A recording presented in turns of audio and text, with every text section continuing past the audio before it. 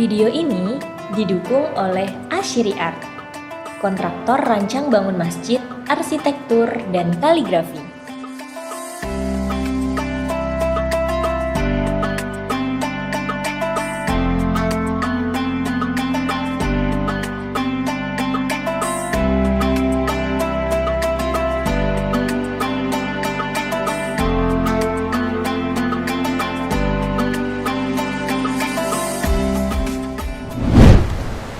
Kalau bisa saya minta nanti kita pameran ya, April kita pameran. Saya rencana mau pameran April ini di Jogja Galeri.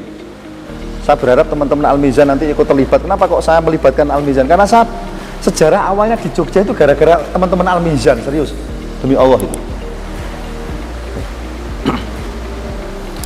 Pernah suatu ketika itu istri saya melahirkan, ini baru tak ceritakan, mudah-mudahan Sarifah nggak nangis.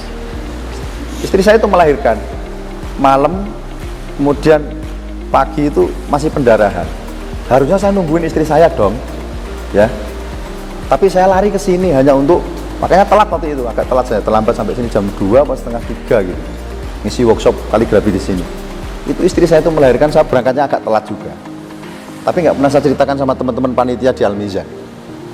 Begitu senengnya saya datang ke sini tanpa uang. Jadi kita di sini acara itu bukan acara uang. Oh, Ustaz Asyri ngasih bisaroh berapa ya? Sampai panitianya bingung, utang sana utang sini, nggak pernah begitu. Malah ayo, ini kurang apa ini Ustaz? Meja, ayo meja belikan bareng-bareng. Alat-alat kaligrafi apa yang kurang, ayo kita belikan bareng-bareng yuk. Tujuannya apa? Biar teman-teman ini mau belajar kaligrafi, itu saya seneng banget loh. Jadi niat awal kita ditata dari awalnya harus jelas niatnya apa belajar kaligrafi. Kayak misalnya saya bikin Al-Quran terbesar di dunia, kemarin diminta sama Museum Jenang Kudus, yang duplikasinya saja itu. Padahal saya bikin 30 juz itu, bahan kanvas. Dan itu terbaik di dunia. Artinya terbaik itu bahannya kanvas, paling gede, tulisannya juga pakai kaidah. Itu nggak ada di dunia.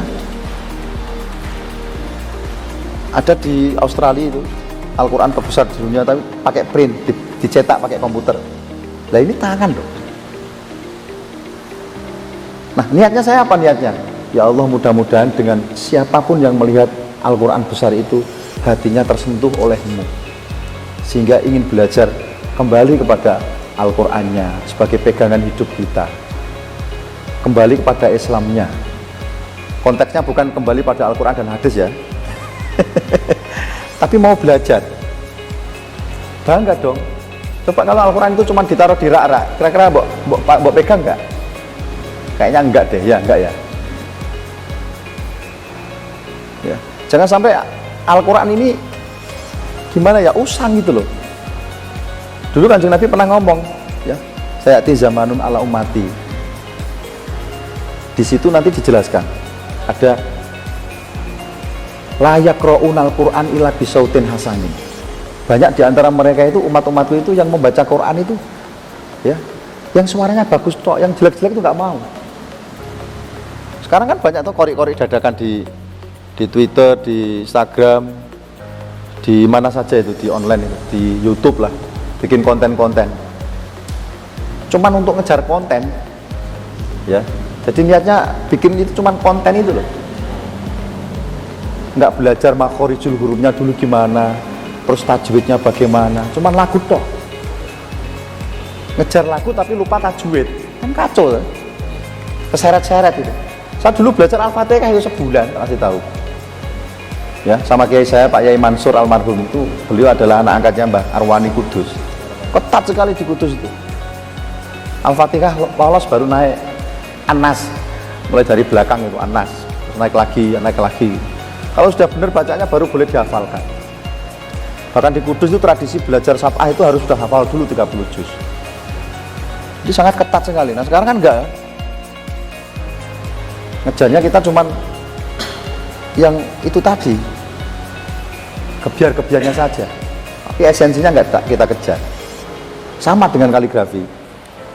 Kaligrafi adalah bagian dari ilmu Al-Quran. Kalau bisa kaligrafi ini kita jadikan sarana untuk bagaimana Al-Quran itu tetap eksis. Bukan eksis kaligrafinya, tapi eksis Qurannya. Karena selama ini ya begitu tadi, kita lupa. Al-Quran hanya taruh di rak, nggak pernah kita baca, kita sentuh pun tidak. Dengan saya bikin Al-Quran yang besar, saya taruh di seperti lukisan-lukisan begitu, orang lihat itu kira-kira baca nggak ya? Akhirnya kan baca, sampai baca bagus banget ya, indah sekali iluminasinya, iluminasi Nusantara, tidak kalah dengan ornamen Timur Tengah, Turki, Maroko dan yang lain-lain. Kurang hebat apa Indonesia ini? Luar biasa ini. Dan gerakan-gerakan itu dimulai dari Al-Mizan, makanya tepuk tangan buat Al-Mizan ini.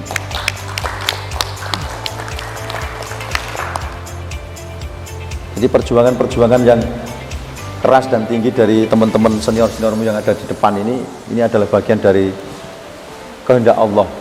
Jadi bukan kehendak saya, bukan kehendak siapa saja, enggak. Kehendaknya Allah, mereka bisa seperti itu karena Allah. Karena Allah yang menginginkannya gitu. Dan saya bisa jalan tanpa pernah absen itu ya karena Allah juga. Mek sakit, mek opos, melaku wae. Dan gerakan-gerakan kaligrafi saya dalam menebarkan kaligrafi di mana-mana itu tanpa biaya.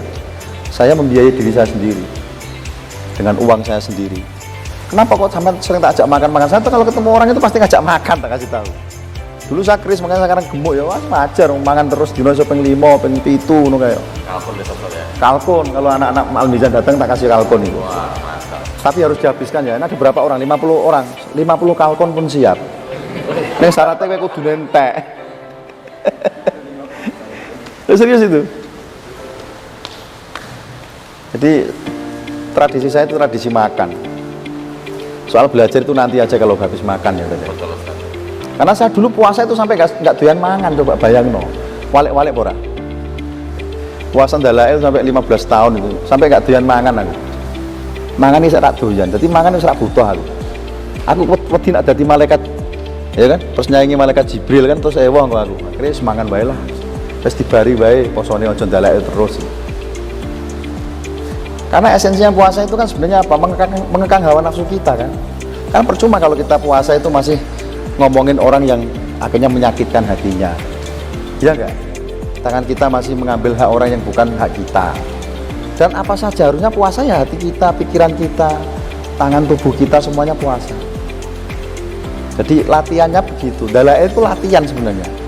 Guru saya dulu malah ngomong begini, kalau kamu masih belum bisa menghilangkan sifat emosi di dalam dirimu, belum bisa menjaga lisanmu, terus kowe diunani wong terus gelo, kamu sakit hati, kamu punya iri, punya dendam sama orang, meskipun kamu bener kamu dijailin orang, biasanya orangnya terus ngamuk kan, ngamuk orang mas, orang salah apa-apa harus dijengguk pemburi kira-kira ngamuk orang. Tapi guruku malah orang ngono, guruku jawei, nak kowe go iso nahan kowe berarti kowe urung lulus, terus noneh posomu.